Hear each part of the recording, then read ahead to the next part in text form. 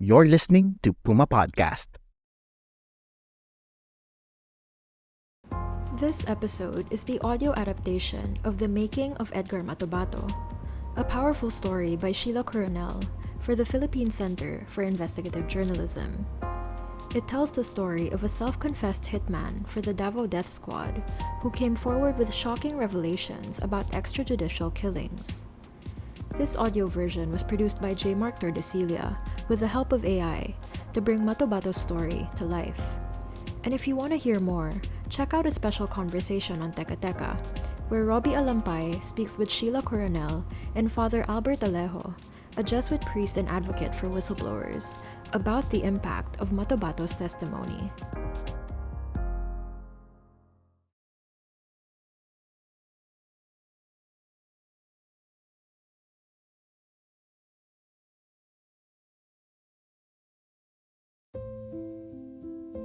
It is a wonder Edgar Matobato is still alive.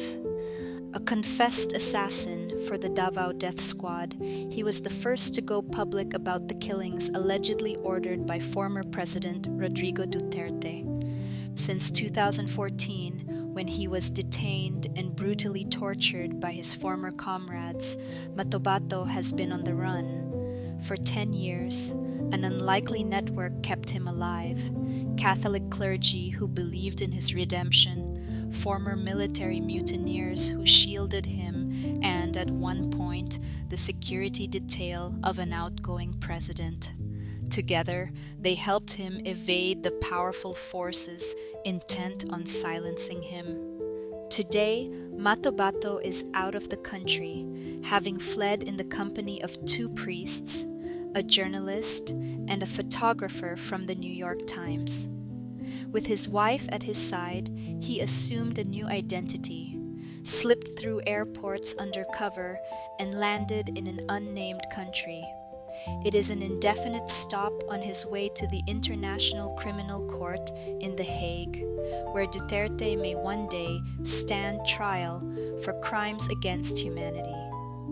His journey from a recruit into a brutal profession to whistleblower to fugitive is a remarkable tale that mirrors the country's complex relationship with violence, power, and redemption.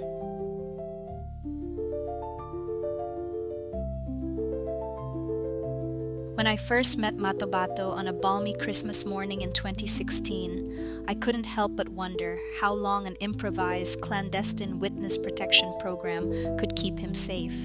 Only 3 months earlier, he had electrified the nation with his testimony before the Philippine Senate.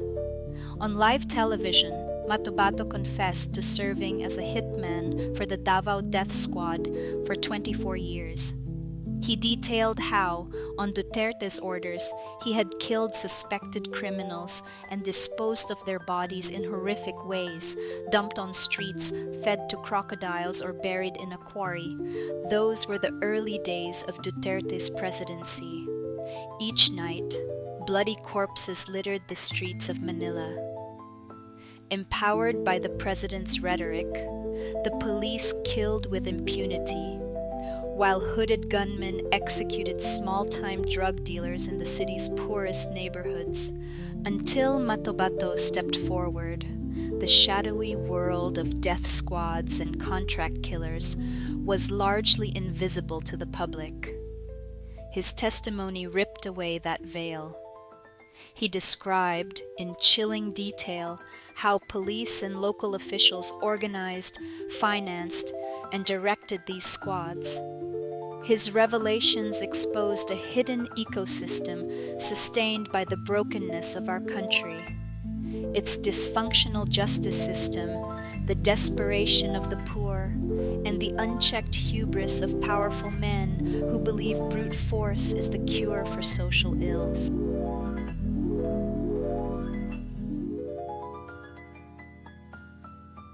I spoke with Matobato in a secluded Catholic compound, a haven of quiet far removed from the chaos of Manila. Fruit trees swayed in the breeze, birdsong filled the air, and a stream murmured softly through the grounds. Father Albert Alejo, a Jesuit priest and an old friend, had asked if I could drive him there to say Christmas Mass for the former hitman and his wife. The couple lived in a modest cottage tucked away in the compound. They were under the care of a religious order and watched over by two men who kept a discreet but constant vigil. These men, I was told, were from Magdalo, a political party formed by soldiers who had staged mutinies in 2003 and 2007 to protest government and military corruption. Matobato greeted us warmly. Short, stocky, and sturdily built, he wore checkered Bermuda shorts and a gray t-shirt. His voice was soft, his manner polite, even solicitous. Not at all what you would expect of a hitman.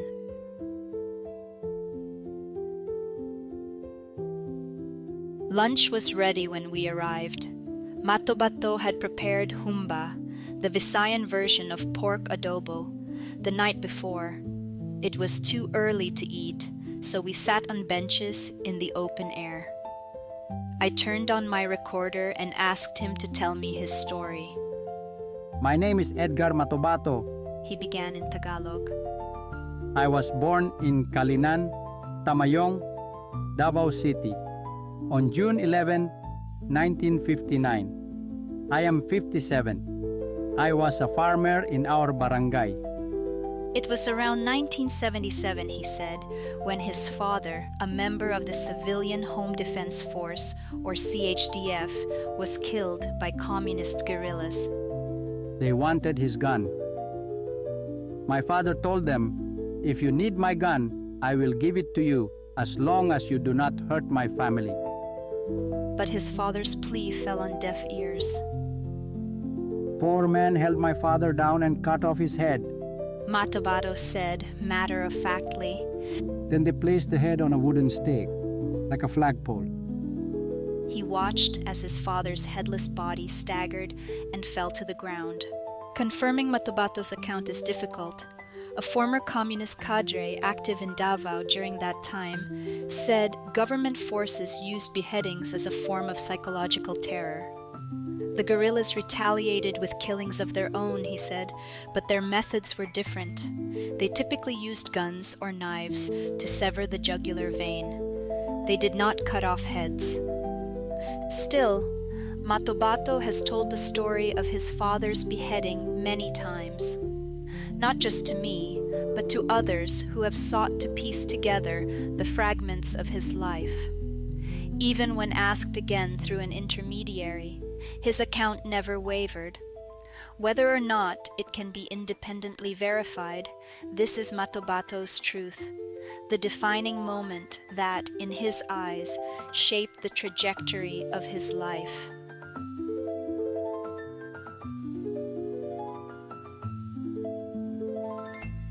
Matobato was a teenager when his father was killed, the eldest of 3 siblings. School was a luxury he could scarcely afford. I would go to school on Mondays. After that, no more. He said. Because if I didn't work, what would we eat? In 1982, Matobato joined the CHDF to protect his village from the same guerrillas who had killed his father.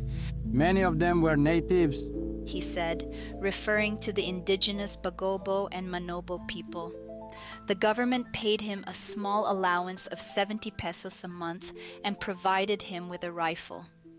Later, he was assigned to an army battalion as part of a civilian auxiliary unit supporting counterinsurgency operations. It was there that Matobato learned to kill.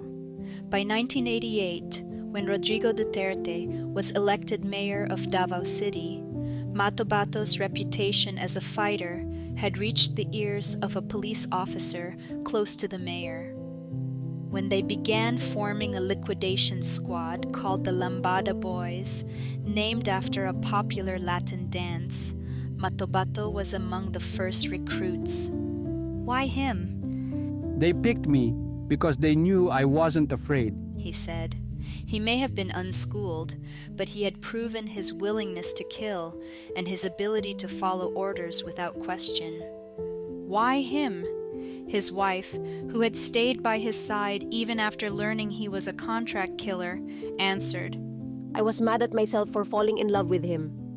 He is a good man. I never thought of him as evil. They used him because he was ignorant. They took advantage of his anger that his father was beheaded and never got justice.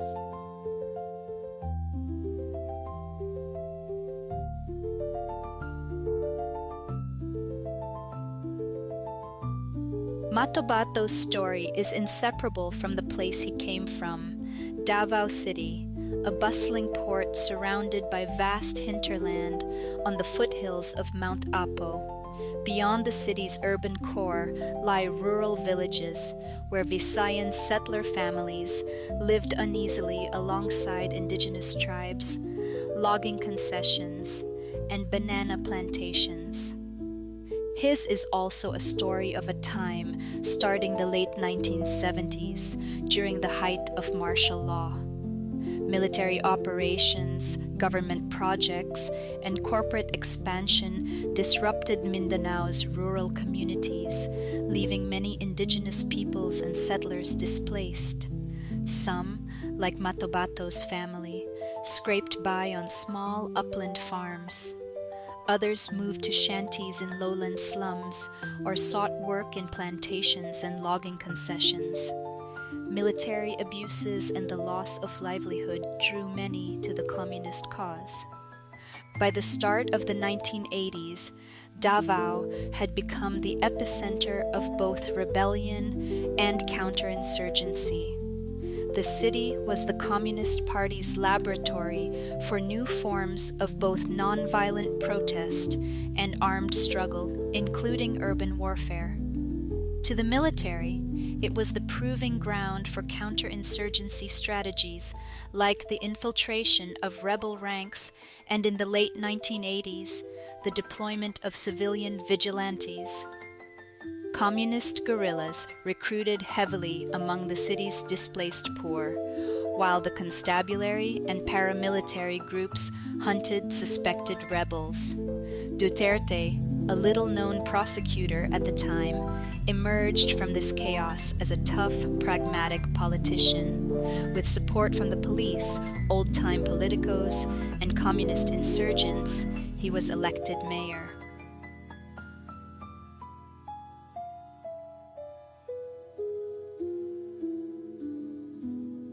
At first, Matobato earned a few thousand pesos per hit.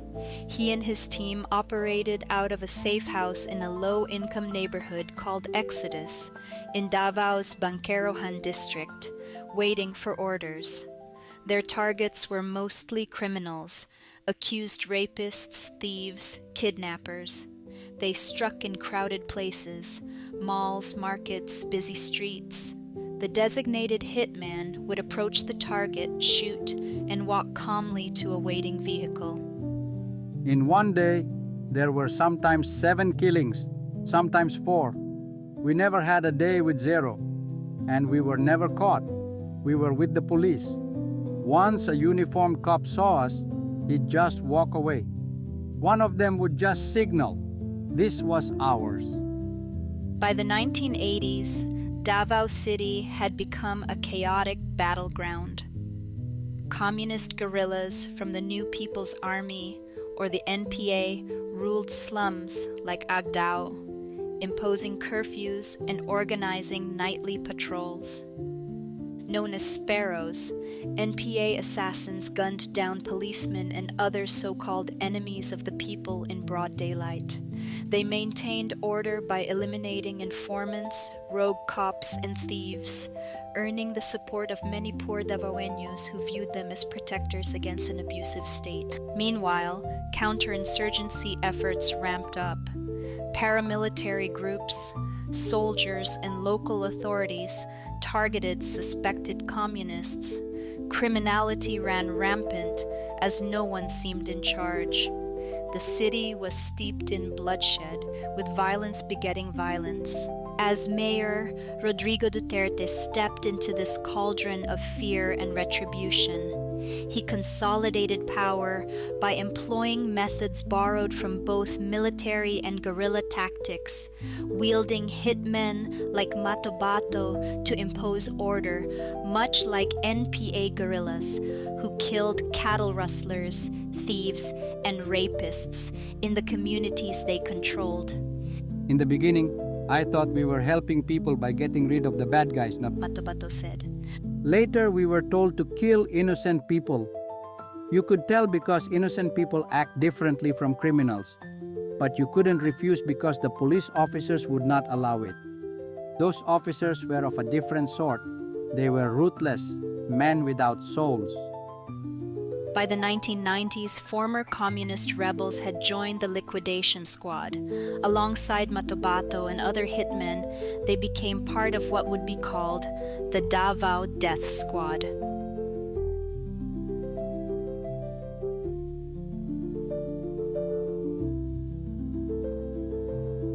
Officially, Matobato and his comrades were listed on the city payroll as auxiliary service workers, and Matobato still keeps the ID card that proves it.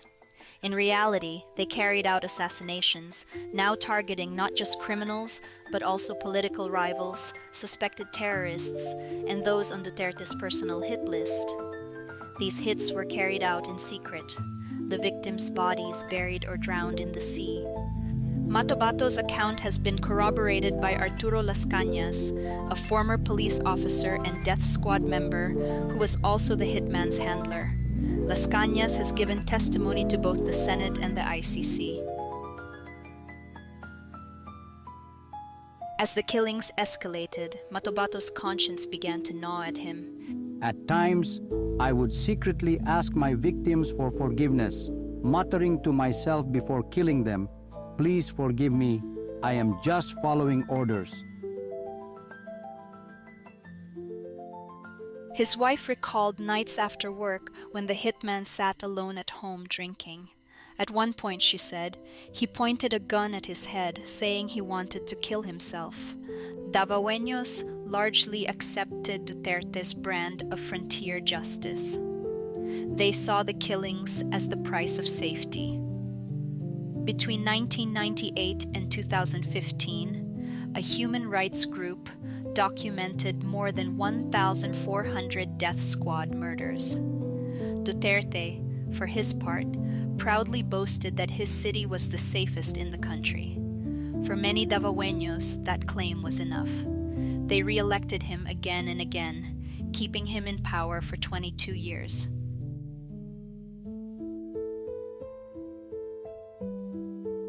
That Christmas morning, Matobato recounted story after story of murder, his voice flat, emotionless, as though ticking off items on a grocery list. He told me about exhibition killings. A victim would be shot, then stabbed in the chest to make sure he was dead. His hands would be tied together and his face swaddled in packing tape before his corpse was dumped on the street, sometimes with a cardboard sign that said pusher or hold-upper. He learned to kill this way from the police, he said. The intent was to sow fear. From the cops, he also learned how to dismember a victim's corpse so that, if you kill 3 people, you need only dig 1 small grave. all of this was unnerving. Matobato looked far away, rarely at me. Yet when he wasn't speaking about his crimes, he smiled, walked around to check on others, and seemed at ease. This man is a confessed murderer. He's killed so many, he cannot give an exact count. He said maybe about 50, I wrote in my notes that evening. He said they must have buried 300 people in the Mea quarry since 1988. He said he had regretted his ways, but because his face was inert and bereft of effect, it was hard to see whether there's real remorse. Something has died in this man's soul. Despite being a lapsed Catholic, I wondered about the state of Matobato's soul. I thought Father Alejo might have answers. For a quarter century, the hitman was a cog in a brutal machine that ran on fear and blood. Sure, he had stepped out of the shadows to bear witness. But are you not consorting with a serial assassin? I asked Father Alejo on our drive back to Manila. Can a man who has killed so many ever find redemption?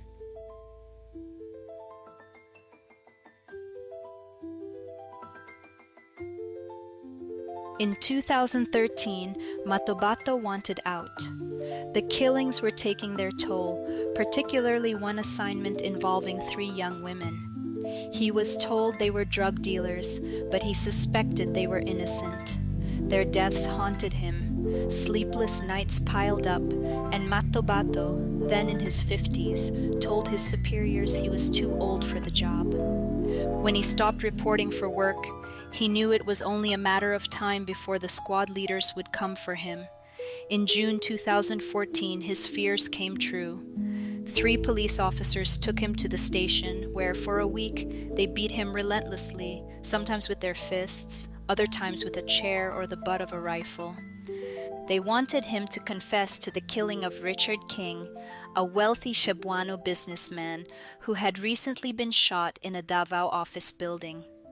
Matobato believed the killing was orchestrated by the police and death squad working together, and he was to be their fall guy.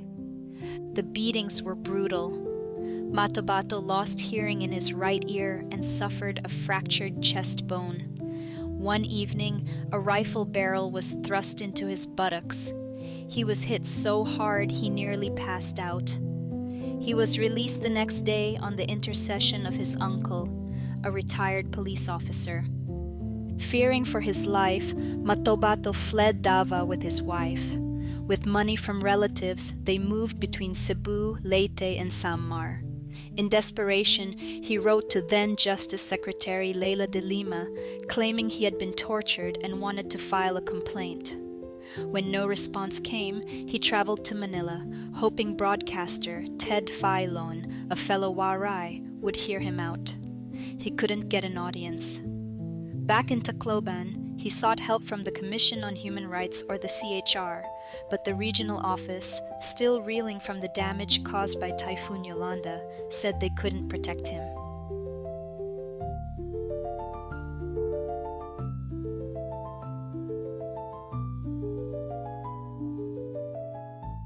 CHR staff advised him to go to the Justice Department in Manila.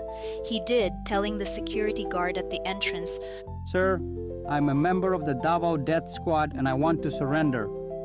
He was brought to a lawyer who referred him to the National Bureau of Investigation, or the NBI. In September 2014, the NBI placed him in a government safe house under the Witness Protection Program. NBI investigators corroborated Matobato's story, and in August 2015 recommended filing arbitrary detention and torture charges against 5 Davao City police officers. De Lima, the Justice Secretary, knew about Matobato's torture case, but told PCIJ she was then unaware of the depth of his death squad involvement. As chair of the CHR in 2009, De Lima had held hearings in Davao, vowing to end vigilante-style killings. She and her team began exhuming bodies buried in the Laud quarry, but could not proceed because a Davao judge denied them a search warrant. Years later, Matobato would testify that Duterte had ordered her assassination if she proceeded. Over the years, efforts to hold Duterte accountable had been derailed by bureaucratic dysfunction and disinterest. Moreover, national politicians turned a blind eye to Davao's carnage, preferring to rely on Duterte to deliver votes from his vote-rich city. Others thought the Davao killings were localized and not a threat to the nation. Meanwhile, although safe under witness protection, Matobato could still not go public with his truth. Duterte declared his candidacy for president in November 2015. Not seen as a top contender, he was rapidly gaining support, and by April 2016, it looked like he was going to win. Matobato feared for his life. On his lawyer's advice, he left witness protection on May 4th, less than a week before the election. On the same day, men in Barong escorted the couple to the Justice Department and then a hotel in Manila. Days later, armed men spirited them away to what they believed was their execution. Instead, they were taken to a large house in Bulacan province. The men, members of the Presidential Security Guard, assured them they were safe. Matobato did not know they had been sent at the behest of President Aquino. The president kept this operation secret even from his inner circle, but later shared it with then-Senator Antonio Trillanes IV. As Duterte's inauguration loomed, the guards escorted Matobato and his wife to the office of the Catholic Bishops' Conference of the Philippines in Intramuros. The staff were stunned, but the clergy hurriedly made arrangements to bring the couple to a church compound in the city. From there, they were moved from one church facility to another. The decision to shelter them wasn't without controversy. The Catholic Church has a long tradition of providing sanctuary, especially during martial law. But Matobato was no political dissident. He was a self-confessed assassin. Some clergy supported Duterte's anti-drug campaign and worried they were coddling a criminal. Priests met with Matobato to discern his sincerity. Father Alejo was convinced. Over and over, Matobato had told him, I have sinned so many times. I have killed so many. Never mind if I go to prison or get killed or sent to the electric chair. Before I die, I want to be able to say what I know. Some clergy members supported the hitman's desire to go public. They worried, however, that their actions would be seen as political, especially as two opposition senators, De Lima and Magdalo co-founder Trillanes, wanted Matobato to testify in a Senate hearing. Father Alejo was certain Matobato had a mission. He recalled Paul of Tarsus, persecutor of Christians, converted on the road to Damascus. Longinus, the Roman soldier who pierced Jesus' side with a spear during his crucifixion, eventually became a monk and a martyr of the faith.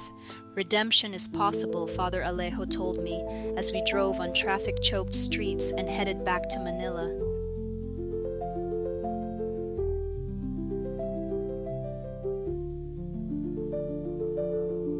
The night before his testimony, Matobato was moved to a hotel suite near the Senate. In the morning, he knelt to pray with his wife and Father Alejo, clutching an image of the Virgin Mary. Raised without religious instruction, Matobato had avoided church most of his life. I was afraid to go to Mass, He said, I would kill again afterward. So what's the point? his greatest fear, he said, more than death itself, was dying before speaking out. The clergy believed there were real threats on Matobato's life. The church alone could not protect him. The Magdalo party stepped in, providing security and safe houses.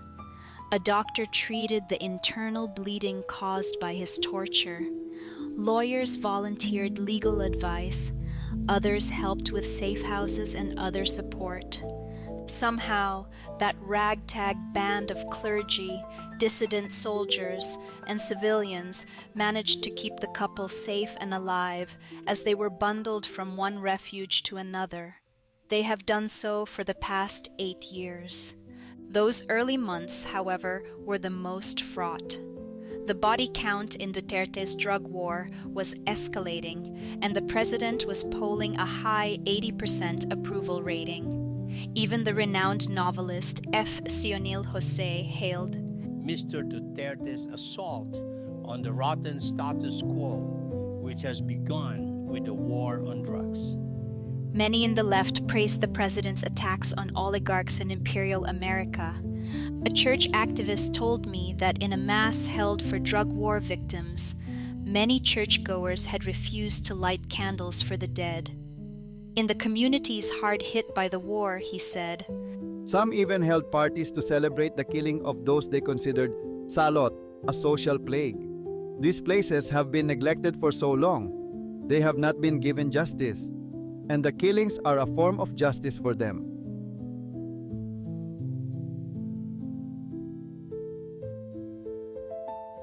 In the face of popular support for the killings, nuns, priests, and pastors improvised ways to respond beyond the usual blessings and condolences. They paid for funeral expenses of drug war victims, supported widowed mothers, and provided scholarships for orphans. They sheltered terrorized families in seminaries, rectories, schools, and orphanages. Some worked to convince police and local governments to spare those in the church's care, setting up rehabilitation programs on the fly. In 2018, I spoke with Sister Crescencia Lucero, a gentle, soft-spoken nun who had spent decades quietly aiding victims of state violence. At the time, she was sheltering dozens of families and was part of a clandestine network of nuns who provided sanctuary. They moved the families between convents, seminaries, and schools, ensuring they were never in one place for long. At one point, they had to evacuate quickly when Duterte's scheduled visit nearby drew heightened security and the prying eyes of his advance team. I asked Sister Cress how long she had been doing this kind of work. Since 1969, she said, the year she took her vows. Beyond the church, resistance took many forms. Just as death squads operated through hidden networks, a parallel ecosystem of empathy and defiance emerged. Lawyers provided legal aid, doctors treated survivors of torture and assassination attempts, social workers, artists, and musicians counseled grieving families and preserved their stories. Academics, journalists, and photographers documented the carnage. On a sweltering July afternoon in 2017, I watched members of a dance company conduct a workshop for drug sellers, many of whom had lost loved ones to the drug war. They had fled their neighborhoods and were sheltering in a church building. The dancers told them to hold each other, to feel the connection, the weight, the touch. There was silence, and then tears. The University of the Philippines Social Work School began tracking such efforts, finding 74 groups actively countering the government's campaign. A 2019 report noted, far from a picture of acceptance or helplessness, there is pushback. These groups ranged from church ministries to human rights advocates, environmentalists, educators, and feminist organizations. Their work seemed small compared to the state's vast machinery of violence. But I realized that, just as a clandestine ecosystem of death squads is deeply embedded in the underbelly of society, so is a parallel world of resistance, connected, rooted, and quietly defying the brokenness that surrounds them.